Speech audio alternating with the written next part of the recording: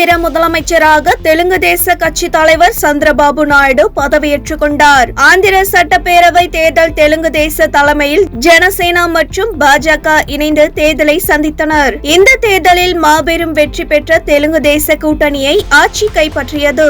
135 இடங்களில் தெலுங்கு தேசம் மட்டும் வெற்றி பெற்று தனி பெரும்பான்மை பெற்றது. இதை அடுத்து விஜயவாடா புறநகர் பகுதியின் கண்ணாவரத்தில் நடைபெறும் பிரம்மாண்ட பதவியேற்பு விழாவில் 4வது முறையாக ஆந்திர முதல்வராக இன்று சந்திரபாபு நாயுடு பதவியேற்றார். அவருக்கு கவர்னர் நசீர் பதவி பிரமாணம் செய்து வைத்தார். ஆந்திர துணை முதல்வராக பவன் கல்யாண் நியமிக்கப்பட்டுள்ளார். ஜனசேனா கட்சி தலைவர் பவன் கல்யாண், சந்திரபாபு நாயுடு மகன் நாரா லோகேஷ் உட்பட 24 பேர் அமைச்சர்களாக பொறுப்பேற்றனர். ஆந்திர முதலமைச்சராக பதவியேற்ற சந்திரபாபு நாயுடுவுக்கு மலர்கொத்து வழங்கி கட்டி தழுவி பிரதமர் மோடி வாழ்த்து தெரிவித்தார். ஆந்திர மாநில அமைச்சராக பதவியேற்ற பின் தனது அண்ணன் நடிகர் சிரஞ்சீவி காலில் விழுந்து ஆசிர்வாதம் பெற்றார் பவன் கல்யாண். சந்திரபாபு நாயுடுவின் பதவியேற்பு விழாவில் பிரதமர் மோடி, மத்திய அமைச்சர்கள் அமித்ஷா, நட்டா, நிதின் கட்கரி, சிராக் பாஸ்வான், ராம்தாஸ் அத்வாலே,